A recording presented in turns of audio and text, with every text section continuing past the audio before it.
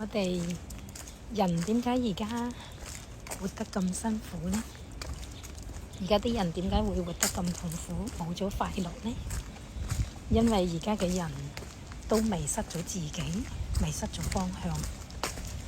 我哋做好自己4個字，做好自己，做好自己應做嘅本分，自己應守嘅崗位，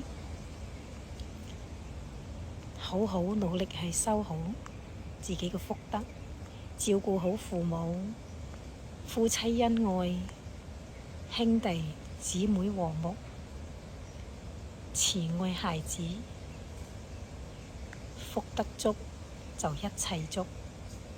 有福嘅人一切都有，冇福嘅人做乜嘢都一樣好難。